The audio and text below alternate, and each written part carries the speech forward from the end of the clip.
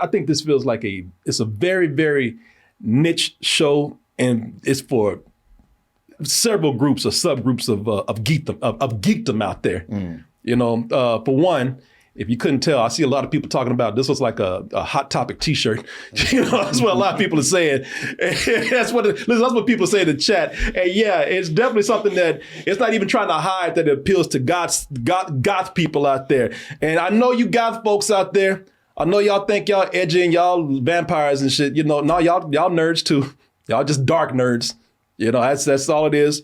With y'all out there, you're definitely a geek subgroup. Another geek subgroup that I think that this appeals to are theater people, because it's a musical. Clearly, yeah.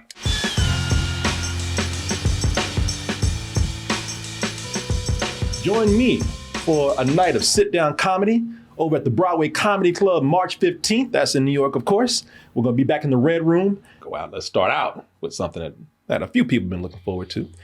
Let me clear my throat so I can get this thing started right. And as if people in hell did not have it bad enough out there, you know, people down there suffering, burning for eternity. But in addition to that, every few months, just to add insult to injury, every few months, heaven comes down and kills everybody in hell again. You've been killed once. That's how you ended up here. Heaven ain't satisfied with that. Gotta kill your ass again. Heaven made a truly heartless decision. Don't worry, Mom. I'll make you proud. Oh, and that is the princes of hell right there. See, they go and clean house every year because hell, there's so many trifling, evil ass people out there that hell just gets way too crowded. And heaven says, well, we ain't letting y'all asses up here. So we got to go in and kill everybody, make some room and start the process all over again. But the princes of hell right here, as you see, you would think that being Lucifer's daughter, that she just be an old evil bitch, but she is actually very kind. And she doesn't like this whole genocide thing that happens all the time. She's like, this is unnecessary. We really don't have to do this if we put our minds to it. And he says, I have a solution. So the princess of hell, she says, now check, just hear me out. Just hear me out. Now, instead of killing these demons all the time, what if I went and built a place, a rehabilitation center, where if we make them non-evil, I don't know, might even make them pure and good, then maybe we don't have to kill them and we could just send them back up in heaven because they always got room up in there. And people say, well, that's a cool idea, but what is this place going to be? What's it going to be called? And she says, well, I'm glad you thought of that. My marketing team thought of this and they said, we're going to make it something where it's not even a rehabilitation center. We want people to feel comfortable when they're here. We want people, that starts out the whole process. Think of it more as a hotel, a Hazbin Hotel. Well, hello there, you wayward sinner. Do you like blood? You like that? Yeah. Some depravity of a sexual nature? Oh, Daddy, do you really expect me to memorize this whole script? I actually talked to this creator years ago, and people have been asking me about this show, leading up to it. They've been asking me about this show ever since this particular creator was talking about it on YouTube when it wasn't even fully developed yet. The person I talked to was Vivian Madrano, who very successful YouTube animator. She was actually doing something at the time where this show extended from, something called Hell of a Boss. Okay. Yeah, she's like a hugely popular animator on YouTube, to the point where the pilot, when she did it by doing it on Patreon and then put the pilot up on YouTube where it got 90 million views. Wow. Probably still going. So, that's when Amazon was like, well, shit, bring that over here to us, man. Why are you wasting your time on the YouTubes? Well, you could be hanging out with old G Beezy or Jay Beezy over here. Get some of that Amazon money. Yeah, man. This is something where, like I said, a lot of people know that I do animation. So a lot of animation fans out there. And as you can see, a very adult animated property right here. If you didn't get it before, like I said, it's something where this is a show where it's one of those things, heaven versus hell, where hell has too many people there. They cleanse every now and then, and now they're trying to find a better solution by not being so, evil, which is not very characteristic of hell. But turns out that hell is not a place that you always thought it was. Turns out that, there are bad people in both heaven and hell. Whole thing is just in chaos. And now you got the princes of hell trying to find some kind of harmony between the both of them, starting out with her rehabilitation center over there, the Hazbin Hotel. So what were you going to say? I was going to say that song that was in the trailer, I don't think that one has premiered yet. And it wasn't in the episodes that we saw. Well, they got more episodes coming up. Yeah. So, I thought that was interesting. So have you heard anything about this? Have you seen any of this? Yeah, I watched the whole all 4 episodes. Oh, you did? Yeah. Okay. And so they gave us 5. So I watched the 5th one that they gave us, and I think there's some more episodes coming up. Did they give it to us? Because I didn't get whatever they. Yeah, gave us. I don't know what it was. They sent me an email saying we'll send you 5 episodes. So I watched the 5th one. How many in total are there going to be? I don't know. I think it's 7. Okay. Is it 7? I believe so. 7 or 8. So listen, I don't know how y'all feel about this, but I think this feels like it's a very, very niche show, and it's for several groups or subgroups of geekdom out there. For one, if you couldn't tell, I see a lot of people talking about this was like a Hot Topic T-shirt. That's what a lot of people are saying. That's what people say in the chat. And yeah, it's definitely something that it's not even trying to hide that it appeals to goth people out there. And I know you goth folks out there.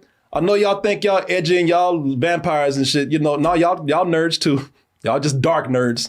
That's all it is. With y'all out there, you're definitely a geek subgroup. Another geek subgroup that I think that this appeals to are theater people, because it's a musical. Clearly, yeah. And I'm talking about like classic structured show tunes in here. Yeah. Apparently Satan is a fairy. When you go to hell in this show, this version of hell in this show, you end up, as you can see, you're going to get a tail, you're going to get some ears, you're going to get a dog nose or something. That is being turned into a full damn werewolf or something in here. Or raccoon. Or raccoon. With wings. With wings. Yeah, sometimes they do a mixture of things out there. I say this because all those things are so niche that I don't think it's an insult to say that a lot of this stuff will not appeal 100% to everybody. Yeah. There are elements in here that maybe it will. It probably will. But it's such a unique idea, and it's so wild that maybe you won't like any of it all. But there's a possibility, I like this part of it, but this part right here doesn't appeal to me too much. I don't know. You can follow up with what you think on that. Me? This was unfortunate for me because for whatever reason, when I went to watch this on Amazon, it showed me the 4th episode first. Oh. So what? Really? Yeah. I don't know why. I saw it. I go like, oh, let me watch this, and I'm watching the episode. I'm like, okay, this is a weird way to go with a pilot with the first episode. And it's just kind of throwing me in. I'm like trying to figure out what the hell is going on. Yeah. It wasn't until about halfway through that I was like, all right, I guess I'm kind of getting the groove of it. And then it went off. I was like, well, that was weird. And then I happened to like when it was done, then it shows, okay, here's 4 episodes. I was like, okay. So you saw the 4th episode first. I saw the 4th episode That is first. actually...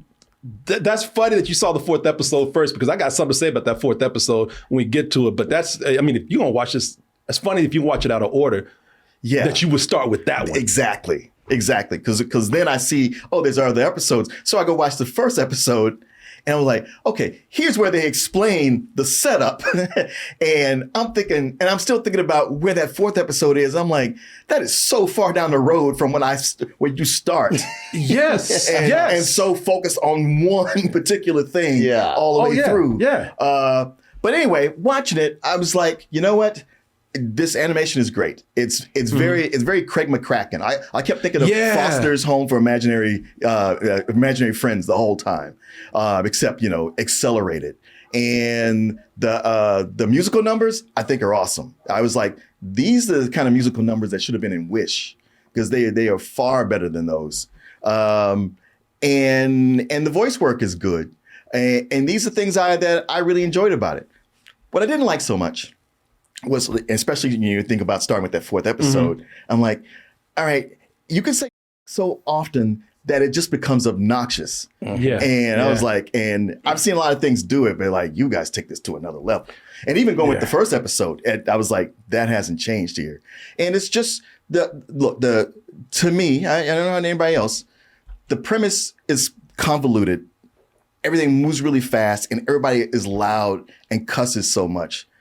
And these are all things that are kind of negatives up against all the things that are positive. You see, but you see what I'm talking about? Yeah. There is such a weird mixed bag of things that it's so easy to say, I like this, but this right here, I'm not getting. Yeah. And and the funny thing is, and I'm gonna see what you feel about this because I'm already finding things that I like different from what you like and things that I dislike. And then I'm meeting you middle ground somewhere on this. Yeah. But go ahead. I really did not like the trailer for this. When I went into it, I was like, oh boy, this looks like something that is not for me. And although I think the animation's good, the designs are a huge mixed bag for me. Like I thought that they all kind of look similar. You know, like all the characters' bodies, they're all just like long and lanky. Yeah. Except some of them are really tall, you know? Like they have to like establish them different, like from the side.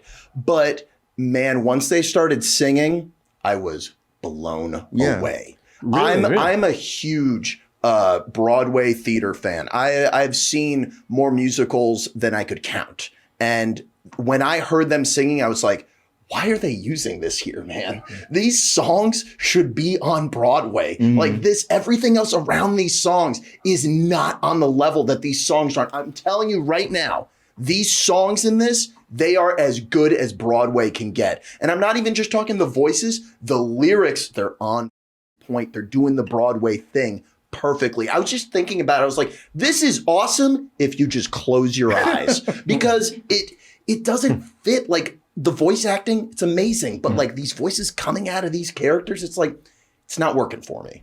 You know, that's exactly what I'm talking about as far as proving my point here about this appealing to so many people in so many different ways because the language and the sex talk in here and everything that they're doing, I agree with y'all, man.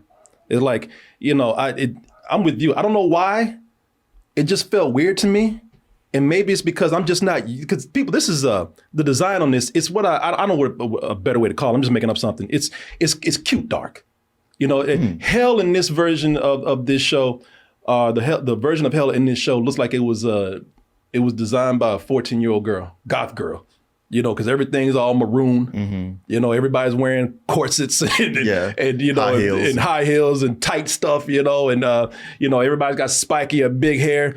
You know, I looking at it, and that's not an insult. I'm just saying that for me, I'm just not used to it. You know, because it's something that, as you said, it looks very Craig McCracken or Cartoon Network to me. So hearing these characters use, you know, F-bombs and talk about ass and everything as much as they do, it's just still weird to me. I'm getting used to it, but also they say it too goddamn much. As I curse, but they just say it feels excessive and it feels forced. So I agree with y'all on that right there. Yeah, it felt like a kid's show going, no, we're going to be adult. This is what adult stuff is like. Excuse me.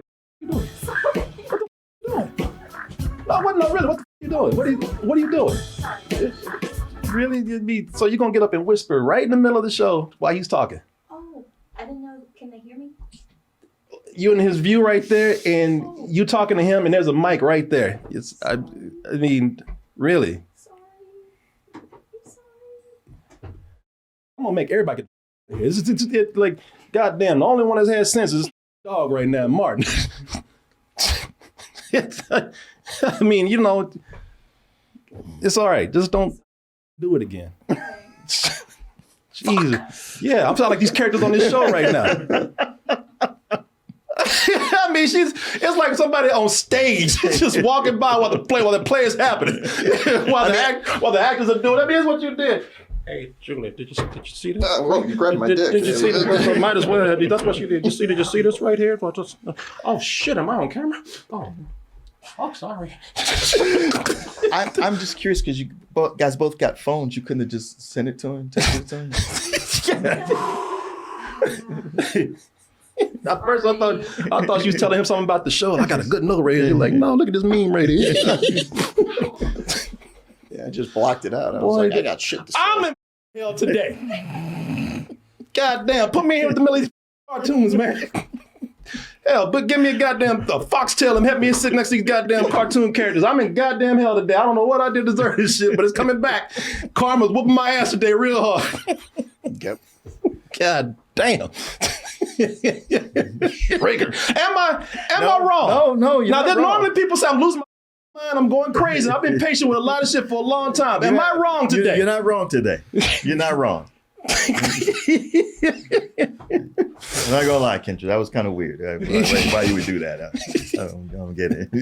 Sorry. Nah, my stay.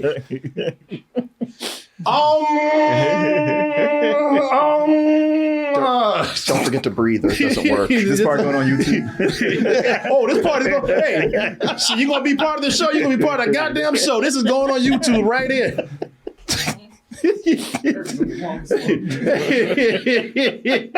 Yes, this part is straight up going on YouTube. Takes the heat off of me, man. I'm fine with it. I didn't think you could get upstage today like that, but she beat you. Thank you. Damn. Did you pay her to do it? Check your Venmo. What not to do on the show? But that should be common sense. Yeah, that feels like a given. If I was posting rules of what to do and not to do on the show, I wouldn't even have thought to put that on there. I mean, I gotta laugh at the shit now. I can't even be mad no more. She stood right beside this boy while he was talking. He was giving his review, and she stood right by and said, "Tee hee, look at this." I was in disbelief. I said, "What's right here? Really?" Hear me, I'm sorry. And then gonna go back to the. I like the way, but the funny thing is, she tiptoed, so nobody hear me. I don't want to be rude. I mean, there's only a camera right there. You can see yourself in the monitor. And they're gonna look up and say, "Why the camera's on here? Oh, can they see me? Why ain't this goddamn shot?" Oh, I don't mean to yell at you like this, but that was some cold, bold shit you pulled right. I ain't never seen nothing like that before. We've seen a lot. And we've seen a lot. I've seen people blurt out on the show because they wanted to contribute. I've seen people leave the room and knocked over shit, but I ain't never seen somebody get in the middle of a shot and whisper to someone, not giving a about what's going on in this show right here. People thrown things at you before. I've had people do all kinds of shit. I congratulate you on that. I ain't never seen some shit like that before. You have got to be the boldest that's ever come to the studio. I'm tempted though when you're giving your reign just to get up and walk behind you. I wouldn't do that. Not today.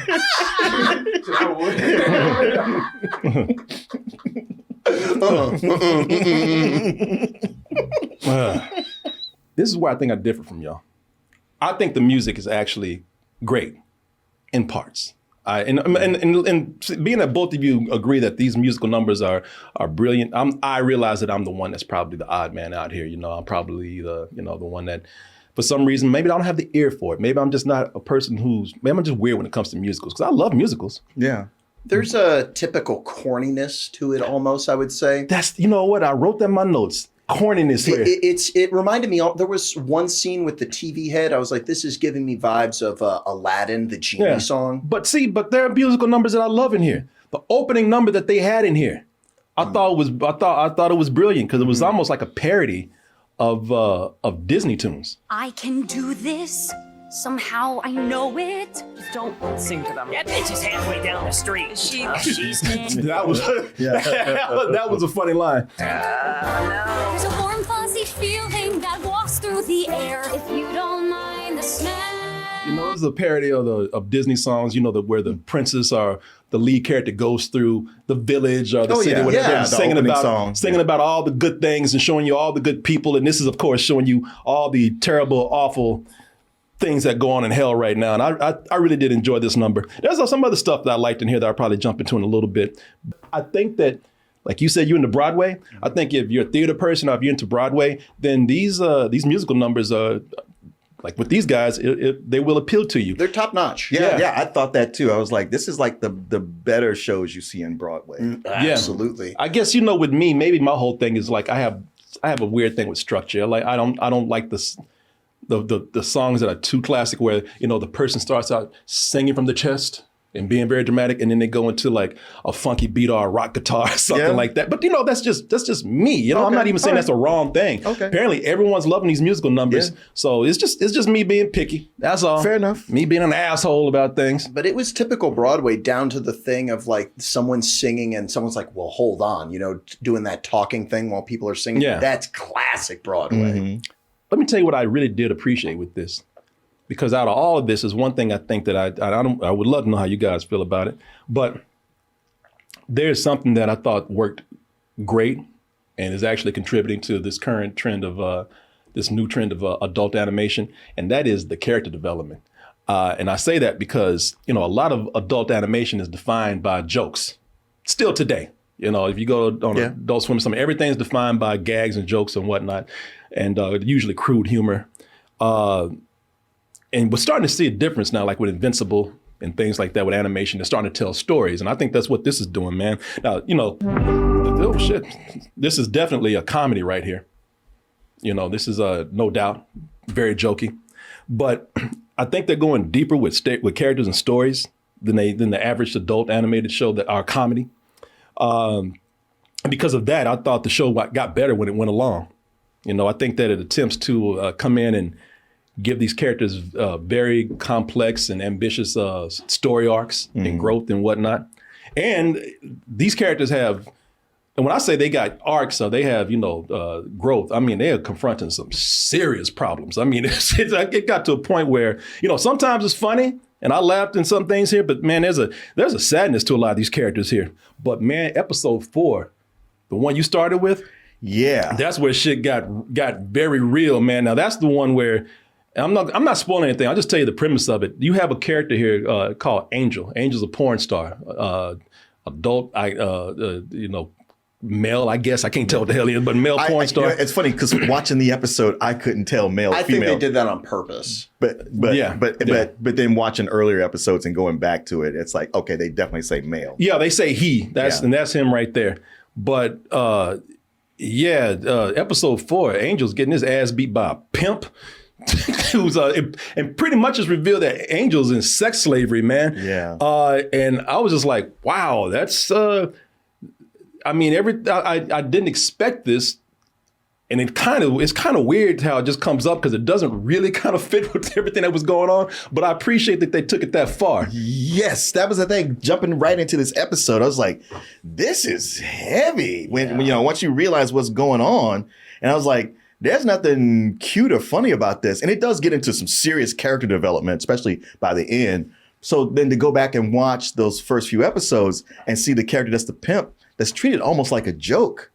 And those first 3 episodes, they do. Yeah. It's like they're going more for humor. You don't really take much of it seriously until you get to the 4th episode. It's like, oh man, this is, in a good way, this is heavy. This is a downer. But I was like, you know what? I appreciate that they're going someplace that no animated thing ever tries to go. Most TV shows won't go there. Oh yeah. No, I was really impressed and almost amazed at how deep they're willing to take this show. And I was, like I said, and listen, when I say it's unexpected, you got to keep in mind that there's more episodes coming up. So they're probably going to continue to go down this road with with this tone right here. But yeah, it was just kind of a sudden twist. I was like, because that pimp was beating his ass. Yeah. And this character, it's a cartoon character and it has a very cartoony style, but man, he's got some what do you call it, insecurity issues going on. And it shows deeper than I thought it would be, man. I really enjoyed it that they took it there. What are you going to say? I'm sorry. I don't even, I was just thinking about the way that it gets very graphic and it goes to a place that you don't think it's going to go to, but it's more like they imply a lot of the sexual acts. They do a decent job of trying to sexualize the characters early on, but that really wasn't working for me that much. It felt like a show made for kids that was trying to be adult. I get that where it looks like a show for kids and it's trying too hard. Maybe if they weren't dropping so many F-bombs and whatnot or trying to, sound so adult, maybe it would come out a little more natural. But again, like I said, I appreciate the writing as far as characters go. And I also think that a lot of the stuff that they're doing here with these characters being, turning into something that's a little more serious or having a little more serious story arcs or development is helped by the cast, man. Now, the person, I don't know, a lot of these people are from Broadway, they say.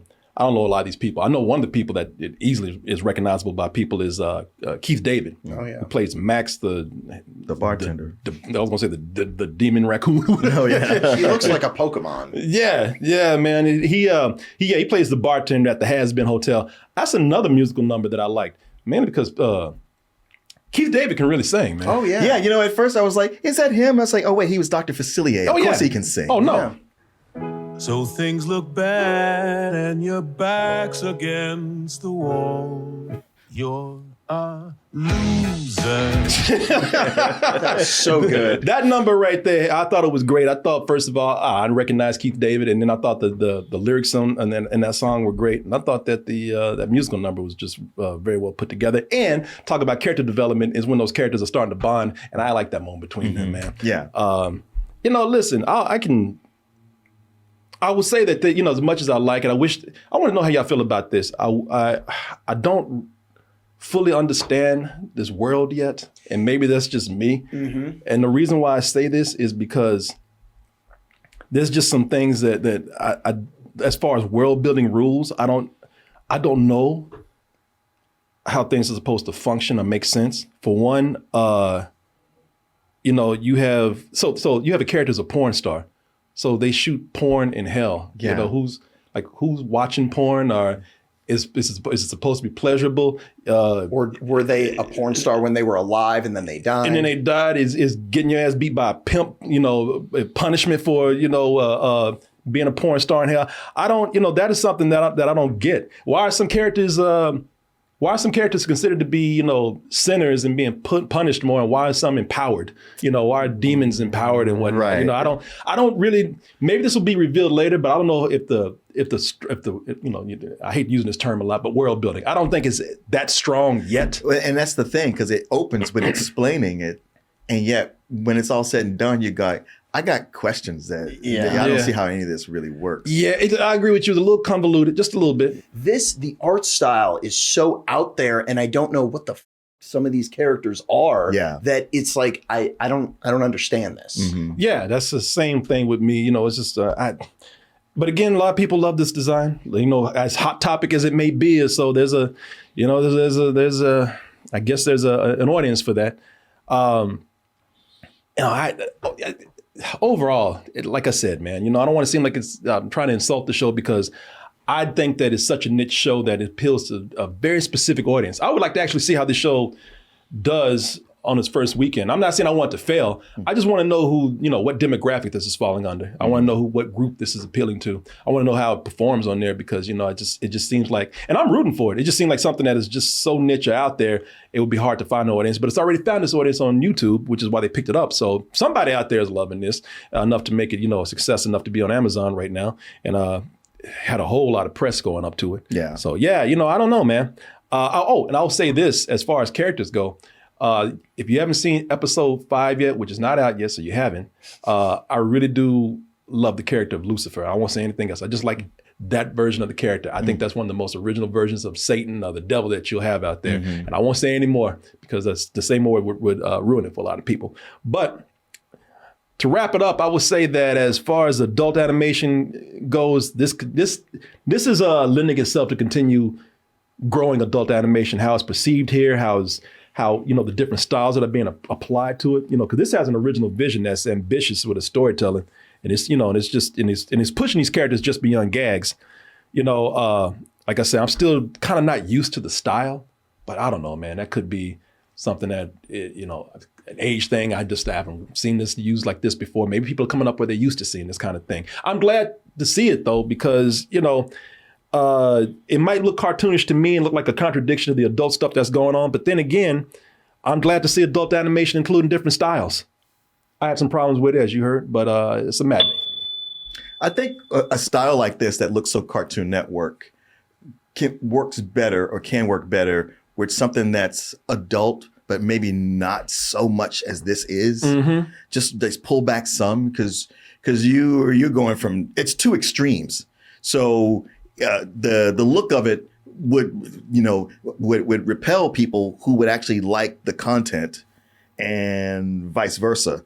If you're younger, you might go like, oh, this looks cool, I want to watch it, and then be like, oh, Jesus Christ, what? I don't know about this. Let me watch something else that'll make me feel so icky. So you, like you say, niche, you got to be right in the middle there, or really open-minded to it all. But hopefully, the Broadway numbers could pull you in, because they kept me around a lot. Because there were times when I was like, yeah, I don't know about this, and then a song would come on. I was like, well, that was just brilliant. Okay, Home run. Yeah, home run. So you got me there, and it is one where I found it, the whole thing as a whole, more off-putting in the beginning than I did later on. And so I think there's just some getting used to it. Exactly. And that might be the case. Not everybody's going to have that patience. There's so much to watch now. If you can't grab people in the first two, maybe 3 episodes, they're done. But sticking around with it, like now that I've seen the first 4, I'm intrigued enough to go like, let me watch this 5th one and see where this is going. Yeah. And especially you saying that about Lucifer coming up, that has me even more interested. Just the benefit of the doubt, I'll go with a low matinee. All right.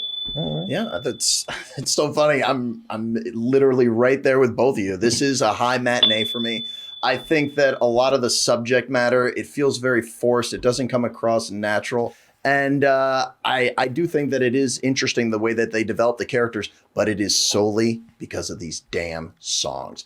I think out of the 8 songs, there was only one that I thought was just kind of good. The other ones, I'm telling you, they are as good as a musical can get. Especially that second song when they're talking to the angels about making a deal. That blew me away. Yeah. I was watching it going, what the I was hating this, and now I love this. It was really making me torn. But like, to the creator of this, get on Broadway. Like this live would have been amazing. Don't be surprised if they do. Yeah, that's true. A24, apparently, I've been told they signed for 2 seasons.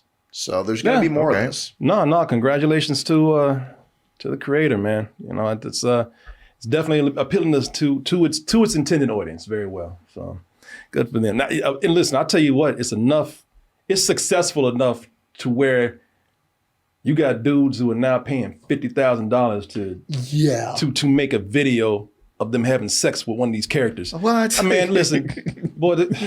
YouTuber went broke making a sex tape of him and the protagonist in the show. Oh. Yeah. No, it's amazing the length that people will go with that nasty shit. Boy, this dude did. Now, this was a video. I don't even know if I'm supposed to show it because this thing leaked. This is the funny thing about it. This guy paid $50,000 to have this animated just so he could jack off to it alone. It was for personal use. Yeah, this was not meant to be put on YouTube. This was not meant to be shown to the public. It was meant to be $50,000 for the most expensive jack off session you could have. Like he meant to watch this by himself. Yeah. Here it is right here. I don't know if I'm supposed to show it, but it leaked and it's out there. I'm under your spell, I'm dying for it. I'm dying for it. And I can't let you go. My big question is, $50,000 is a lot of money when you can just look at the pictures and jack off. But he wanted to put himself in it. It's pretty special, though. I mean, there's some good work on that thing. It's $50,000. It better be. Yeah, right. How long is that? Well, I don't know how long it is originally. It's a minute 12 because I'm looking at it right here. What I have. Yeah, he would have come by that time. Yeah. Exactly. Got to save the rest for next time. Yeah. How long is it? I've never made it through. I haven't seen the end yet. My man said he sat up here to pay for it. He paid $50,000 for his own cartoon porno, man. Wow. That he can only watch one time over and over again. Like it's the same thing over and over again. Like I said, man, if it's 9 minutes long, I'm sure he can stop and then come back to it later. Save more later, yeah. It's gonna get old after a while. What if he starts? He keeps paying $50,000 to make more. That's so funny that of all the characters he could do that with, he picked that one. Hey, man, everybody got their fetish. I guess so. You got his. Jeez. Hey, Rule 34. Yeah. If it exists, somebody's jacking off to it. Yeah, I guess so. Yeah. Yeah. I mean, That character's just so sexless. the character's like this thin. Yeah. The character's the size of a damn like a post or something, like a piece of wood. Yeah, and she's just so virginal on that Like she's show. like she, you got the stripper pole, and then she is the stripper pole. And they took it right here and put some curves on it. Yeah, they did. Yeah, of course they sexualized it more. So I mean, you're getting paid $50,000. You got to put that in. that's what he paid for that. Right there. Yeah. I'm glad he don't have a girlfriend. He probably paid $50,000 to make her look like that. Oh, you're right. Yeah. I need to dip you in acid like Harley Quinn, if that's okay. For 50 grand, dude, you could have gone to Vegas. You could have paid someone to dress up like that, and you could have recorded it. And he's probably like, yeah, I did that. It's not the same. Yeah. It don't hit right. I need to be in my basement with a jar of peanut butter in my hand watching it.